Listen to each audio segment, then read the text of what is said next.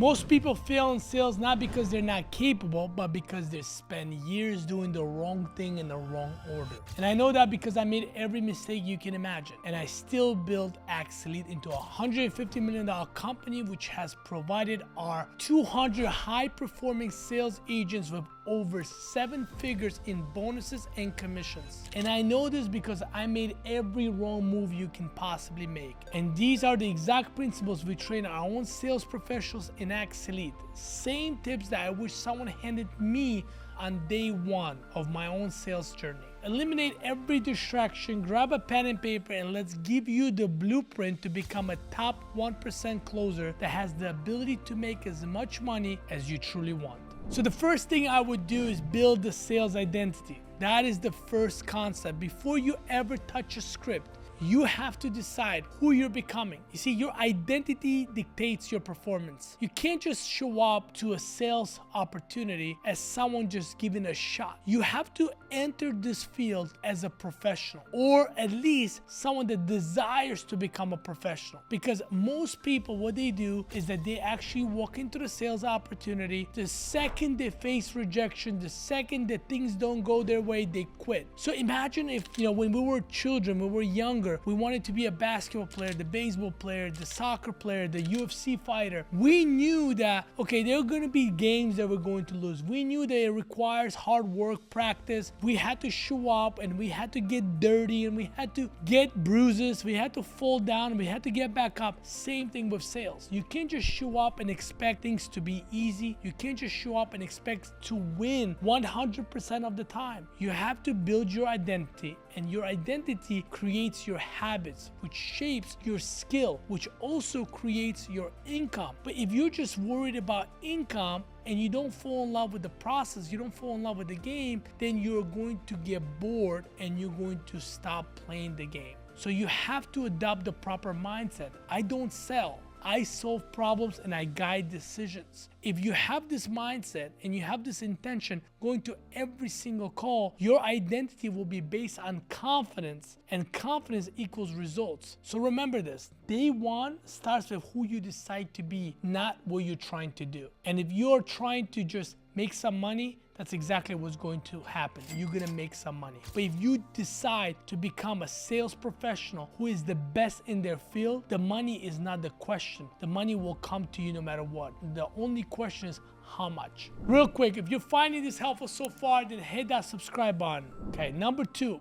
Learn one skill set, not everything. See, beginners get overwhelmed because they try to learn 20 things at once. Winners, they choose a lane and go deep into that lane and master it. So choose one sales pathway. Inbound, outbound, appointment setting. Maybe it's B2B, maybe it's high ticket, maybe it's B2C. If you feel like you deal more with clients that are C-level in the business sector, then you have to stay in that sector. If you feel like you deal with clients better on the personal level and you want to work with B2C, then you have to master that lane. You can't say sales is the same everywhere, because it's not. Every single sales channel has a different technique and it has different requirements. So you have to choose which lane you want to master. Once you have identified what is the sales channel you want to master, you have to choose one proven script, one proven framework, not 17 different scripts that are going to confuse you. Because if there's a one script that works, use it as a skeleton, use it as a framework to be able to drive your sales forward. See, most sales companies will provide you with scripts, but you have to identify which script works best for you. You have to also understand that you can choose the right sales channel, you can learn the script, but if you don't understand your product better than your clients, you're going to fail. That is the reason why you have to study your industry, your product on a daily basis, so that way you can become an expert in your field, not someone that just wiggles in your field.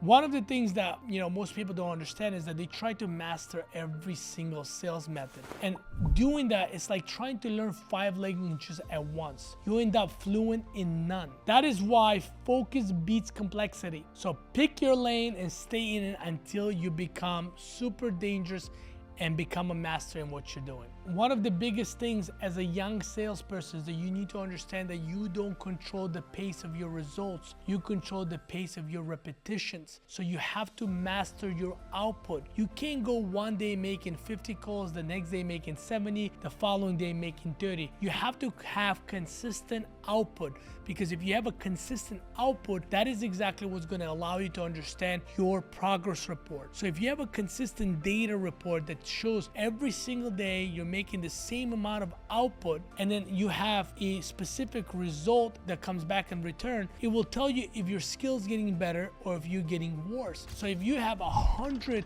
calls a day and every single day you close one sale, and all of a sudden after 6 weeks of doing the same thing over and over again with the same output, you start to make 2 sales, it's because you became better. But you also be able to see that on your progress report if you got better because you start to reach more DMs, if you start to handle gatekeepers better, if you're able to set up more appointments, if your presentation show up ratio increased. So by seeing those things, you're constantly tracking your activity, but also you understand where you're getting better at. One of the most important principles to remember is that never let your feelings dictate your output, because at the end of the day, momentum comes from consistency, not intensity. If one day you feel motivated and you come in and you make 500 calls, it's not the same as making consistently 100 calls per day for 5 days in a row. You're gonna have more focus, you're gonna have better intention, you're gonna give the leads a better attention, and you're gonna have more meaningful conversations that are going to allow your clients to connect with you, and you're gonna be able to move that sale forward. Your first 30 days should not be about closing. They should be about volume and reps, because as much data we can receive is better for us to identify your weak areas. You see, your main point in the first 30 days is that you don't wait for momentum, you have to create it. And the way you create it is by having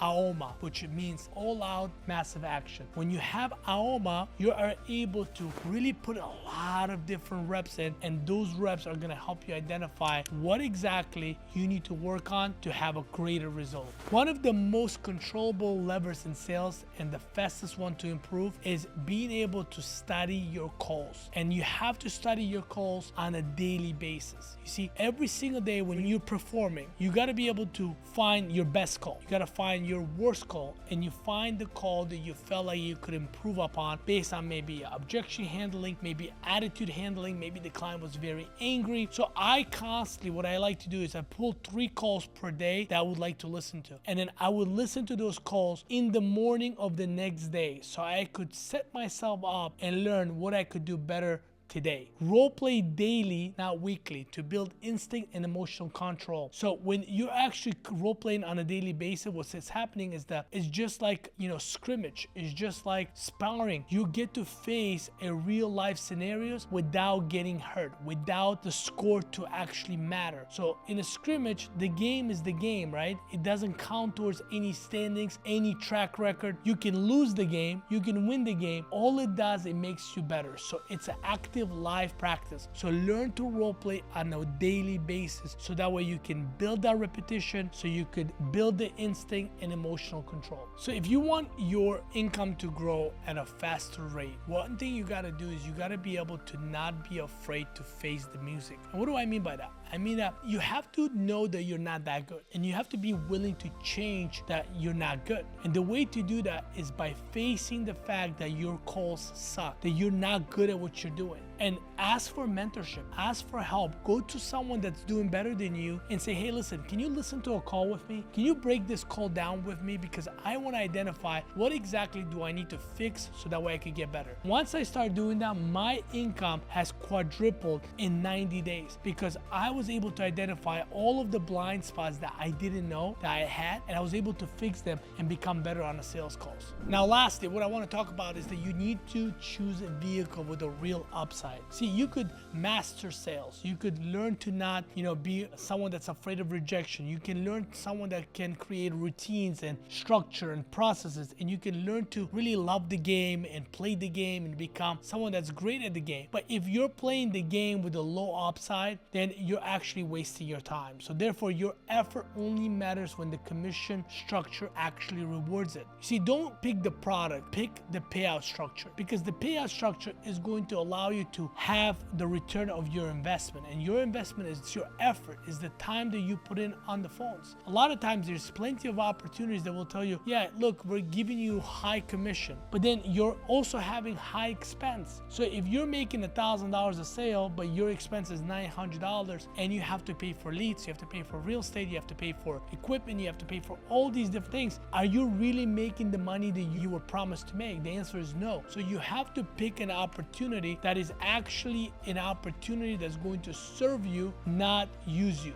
And what do I mean by serve you? Well, if you're that good, if you are a great performer, why do you need to pay for equipment? Why do you need to come in and pay for real estate? Why do you need to pay for leads? If you're that good, the company should be able to hire you and expect you to close deals by providing you all the resources, because they know that you know how to play the game, but you're also the best in the game. So why would I charge you for leads, real estate, resources? I will provide all that to you so that way you can have a higher chance of success. If the opportunity doesn't give you that, then you're just spinning your wheels. Does the opportunity provide you with, bonuses? One of the things that we do here at Axe Elite is our top producer of the year gets a $50,000 bonus. There's plenty of opportunities to become a leader in our company where you actually no longer sell, but you manage the business. You qualify for car bonuses. There's so many different benefits of having a great opportunity. And if you don't have these benefits, if you're not taking care of you being a top producer, then you got to be able to understand that the company or the opportunity you're working with are not valuing you. So one of the things to watch out for is to avoid dead end sales roles with capped commissions or low ticket products. Because at the end of the day, if you are working so hard and you're able to close as many deals as possible and there's a lot of leads, you should never be capped. A mediocre closer in the right vehicle will out earn a top closer in the wrong one. So the vehicle matters more than the hustle. Remember, true wealth in sales comes from multiplying yourself, not grinding alone forever. Learn to train others, become a team lead, or build a micro team that's going to allow you to eventually build a real sales agency to where you can duplicate others to become a top producer.